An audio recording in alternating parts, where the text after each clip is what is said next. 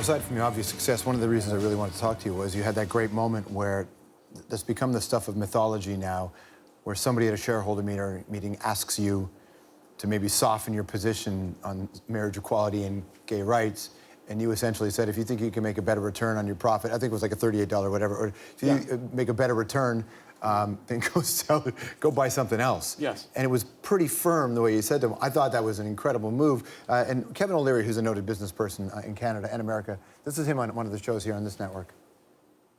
When you're a CEO, you wear two hats. You don't own the company anymore, particularly if it's public, which is the case for Starbucks. He is a shareholder like everyone else in the room. Generally, you have to remember whatever comes out of your mouth should be enhancing shareholder value. When you get involved in political or social or religious debates, you're not serving the ultimate role you have, which is to enhance shareholder value. You're offending somebody, and that's not the role of the CEO of a coffee marketing company. Now, that's a one view of CEOs, but what are your thoughts on that? He's drop dead wrong. Do you think that more people agree with you or more people agree with him? Well, first off, look at the performance of our company. Our company has, when I made those statements, our stock was up 38% for the year. Now, I said something with great respect and civility to that shareholder who was not in favor of us providing same-sex benefits to partners who were gay. And all I said to him was that we believe in respect and dignity for all people. The results of the company demonstrate that we're on the right side of that debate. If you feel you can get better than a 38% return on your money in a 12-month period, then you should go invest in another company. Simple as that. But I'm also saying something else, and that is that we are in a consumer business where we have to serve millions of people who have different views on a wide range of subjects. But we also have to stand for our own principles and our own core purpose. I don't believe the primary objective or the only objective of a for-profit company is to make a profit, because I don't think it is a sustainable goal and something you can achieve if you're only doing that at the peril of everything else.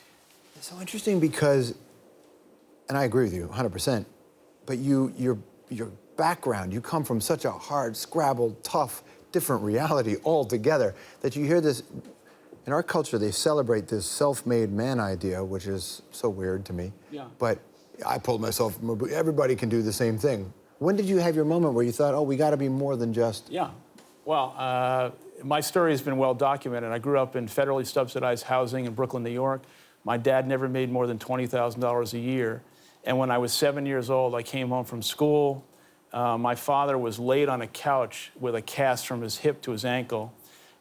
He was a truck driver, and his job at that point in his life was delivering and picking up cloth diapers before the invention of Pampers. He fell on a sheet of ice in a winter, and he got hurt, and in those days, there was no workman's compensation, there was no health insurance, and he was dismissed as an uneducated war veteran, and he had no job, and we witnessed, at the age of 7, the fracturing of the American dream. Now, I didn't know at the age of 7 that one day I'd be in a position to either build or run a company. However, we all have had life experiences that have shaped us. And what shaped me at that point was recognizing that if I was going to build a company of any kind, I was going to be as respectful to the person who was uneducated as I was to somebody who had an MBA degree from Harvard. And I was going to share the success with everybody. And as a result of that, the sum of the parts would be greater than the individual pieces, and everyone would have a stake in the outcome. And the success of Starbucks, although we are sourcing and roasting the highest quality coffee in the world, we got great real estate, it is based on human behavior, the human condition, and the culture, the values, and guiding principles of our company. And that's why we succeed. Your father never got to see you really have your moment, did he? No. My father died in 1987 and missed all of this. What a he would have really loved this, wouldn't he? He would have thought it was some movie that William Shatner was in. Exactly.